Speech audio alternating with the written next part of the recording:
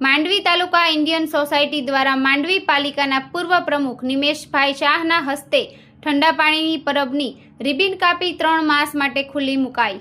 માંડવી નગરમાં સુપ્રડી વિસ્તાર ખાતે માંડવી તાલુકા ઇન્ડિયન રેડ ક્રોસ સોસાયટી દ્વારા ગુજરાત રાજ્યના ઇન્ડિયન સોસાયટીના પ્રમુખ આચાર્ય દેવવ્રત ગવર્નર સાહેબના આદેશ અનુસાર તેમજ સ્ટેટ બ્રાન્ચના અજયભાઈ પટેલના માર્ગદર્શન હેઠળ આજ રોજ 15મી એપ્રિલના રોજ માંડવી તાલુકા રેડ ક્રોસ સોસાયટી દ્વારા માંડવી પાલિકા પૂર્વ પ્રમુખ નિમેશભાઈ શાહના હસ્તે રિબિન કાપી ઠંડા પાણીની પરબ 3 માસ માટે ખુલ્લી મૂકવામાં આવી છે।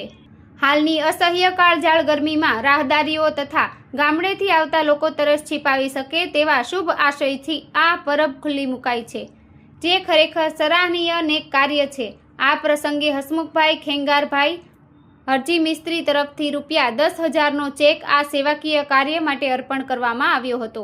આ પ્રસંગે રેડ ક્રોસ સોસાયટીના ચેરમેન સતીશભાઈ કાયસ્થ, ભાવેશભાઈ શાહ, મનોજભાઈ છાજડ, નટુભાઈ રબારી, નાગરિક બેંકના ચેરમેન જતીનભાઈ શાહ, જિગ્નેશભાઈ ગોળવાલા, અંકિતભાઈ શુક્લ તથા તમામ રેડ ક્રોસ સોસાયટીના સભ્યો તથા મહાનુભાવો ઉપસ્થિત રહ્યા હતા।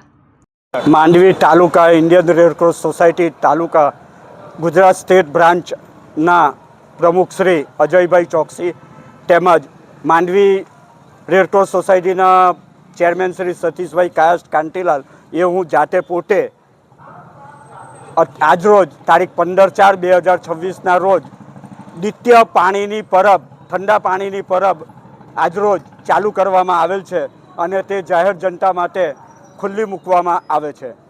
ગામના લોકો, તાલુકાના લોકો, આજુબાજુના તેઓ અહીંયા આવી ઠંડા પાણીની પરબ પાણી પીએ અને તેમને સંતોષ થાય તે માટે આ પાણીની પરબ ચાલુ કરવામાં આવી છે। અમારી તમામ માહિતીથી અપડેટ રહેવા માટે જોડાયેલા રહો S9 ન્યૂઝ સાથે।